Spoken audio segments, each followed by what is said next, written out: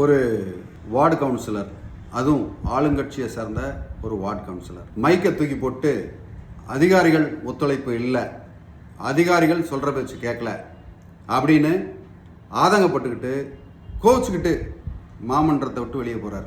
அவரால் ஏன் அந்த வேலையை வாங்க முடியல? அவருக்கு சட்டப்பூர்வமான அணுகுமுறை தெரியலையா? அப்படி கோவிச்சுக்கிட்டு போனால் வேலை நடக்குமா?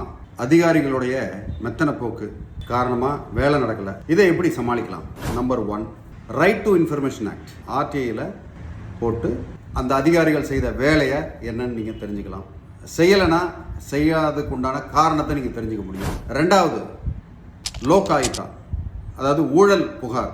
அந்த அதிகாரி மேலே ஊழல் புகார் சொல்லலாம். இந்த வேலையை துரிதமாக முடிக்காமல் தாமதப்படுத்தி ஊழல் பணத்தை எதிர்பார்த்து ஊழல் செய்கிறாரு அப்படின்னு சொல்லி நீங்கள் அவங்க மேலே புகார் கொடுக்கலாம். 3வதா, இதெல்லாம் ஒர்க் அவுட் ஆகலை அப்படின்ற பட்சத்தில் ரிட் மனு உயர்நீதிமன்றத்தில் தாக்கல் பண்ணலாம்.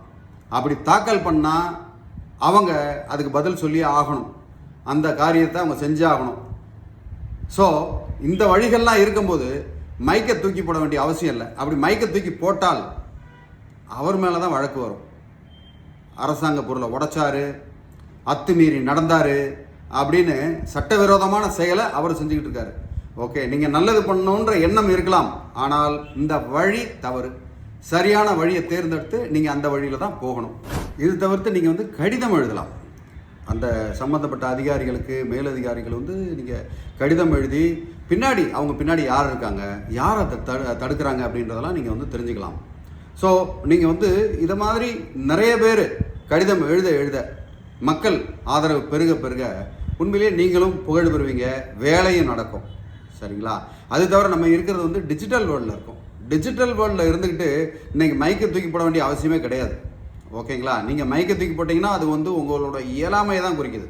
ஓகேவா? உங்களோட இயலாமையை குறிக்குது, உங்கள் ஆதங்கத்தை குறிக்குது. ஓகே, நீங்கள் ஒரு வெற்றியாளர் ஆகணும், மக்களுக்கு நீங்கள் நல்லது செய்யணும்னா நீங்கள் செய்ய வேண்டியது என்னென்னா, அழகான கடிதம் எழுதி அதை பின்னாடி இருந்து மக்களோட ஆதரவோட நீங்கள் செய்தித்தாள்களில் இல்லைனா சோஷியல் மீடியாவில், டிஜிட்டல் வேர்ல்டில் சோஷியல் மீடியாவில் அழகாக நீங்கள் ஒரு பேட்டியை கொடுத்து இந்த மாதிரி ஒரு அதிகாரி தவறு செய்கிறாரு அப்படின்னு நீங்கள் இதை மக்கள் மத்தியில் கொண்டு வர முடியும். கொண்டு இதை சிறப்பாக கொண்டு வந்தீங்கன்னா ரொம்ப உங்களுக்கு நல்லதாக இருக்கும், மக்களுக்கும் நல்லதாக இருக்கும். அதை விட்டுட்டு மைக்கை தூக்கி போடுற வேலையெல்லாம் வேண்டாம் பிரதர். மைக்கை தூக்கி போட்டிங்கன்னா அனாவசியமாக சட்டம் உங்கள் மேலே தான் பாயும். நீங்கள் தான் தவறான ஆளுன்ற மாதிரி அந்த இடத்துல சித்தரிக்கப்படுவீர்கள், எவ்வளோ நீங்கள் நல்லவராக இருந்தாலும்.